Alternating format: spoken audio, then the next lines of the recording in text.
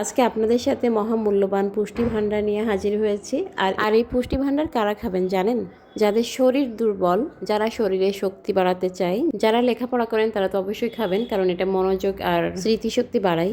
5 বছর থেকে শুরু করে যে কোনো বয়সের মানুষই এটা খেতে পারবেন। কি কি উপাদান, কিভাবে বানাবেন, কিভাবে খাবেন, ডিটেলসটা আমি আপনাদের সাথে শেয়ার করে দেবো। তার জন্য অবশ্যই কিন্তু ভিডিওটা স্কিপ না করে দেখতে হবে। প্রথমে আমি তিসি, সূর্যমুখীর বীজ আর কুমড়ার বীজ দিয়ে দিলাম, আখরোট দিয়ে দিলাম। আমি এখানে সবুজ কিশমিশটা ব্যবহার করেছি। আর সবকিছু বাজার থেকে একটু পরিমাণে বেশি করে কিনে এনেছি, তবে আপনারা চাইলে পরিমাণটা একটু কমিয়ে বানাতে পারবেন। কাজু বাদাম আর কাঠবাদামগুলো দিয়ে দিলাম। এরপরে চীনা বাদাম দিয়ে দিলাম বেশ খানিকটা।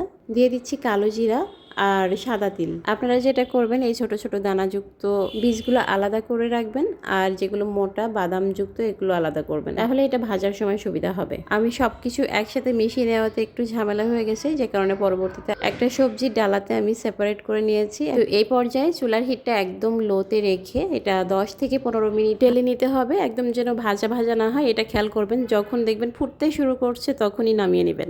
একইভাবে এটা আমি 10 মিনিটের মতো ভেজেছি। আচ্ছা, এই দুইটা আলাদা করেছি কারণ হচ্ছে ছোট বীজগুলো পুড়ে যেত, এই জন্য।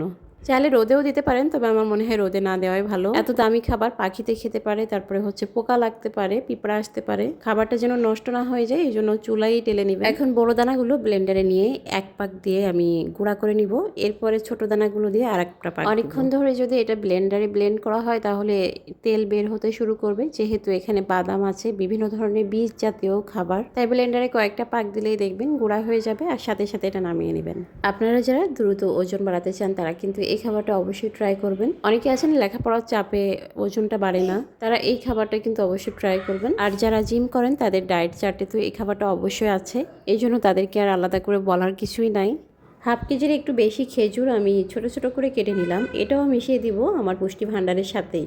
আমার হাজব্যান্ডের অফিস যেহেতু অনেক দূরে, তো বাসা আসতে আসতে ও ক্লান্ত হয়ে যায়, ওর জন্যই মেনলি আমি খাবারটা বানাচ্ছি, যাতে করে সন্ধ্যাবেলা দুধের সাথে এটা খেতে পারে। আর এটা খেলে ইনস্ট্যান্টলি শরীরে একটা এনার্জি পাবেন, শরীরের দুর্বলতা দূর হয়ে যাবে। আচ্ছা, আমার বাচ্চাদের বয়স যেহেতু 4 বছর প্লাস, ওদের জন্য বানাচ্ছি। বাচ্চাদের ব্রেন ডেভেলপমেন্টেও কিন্তু এই খাবারটা খুব ভালো কাজ করবে। খাবারটা সকালে বা দুপুরে খেতে পারেন, সকালে খাওয়ার 1-2 ঘন্টা পরেও খেতে পারেন, তবে রাতে না খাওয়াই ভালো। গুঁড়া করা উপকরণ থেকে আমি 2 চা চামচ নিলাম, আর 2 চা চামচ চিয়া সিড, 1 টেবিল চামচ মতো ওটস দিলাম। গুঁড়া করা উপকরণের সাথে ওটসও আপনারা মিশিয়ে রাখতে পারেন।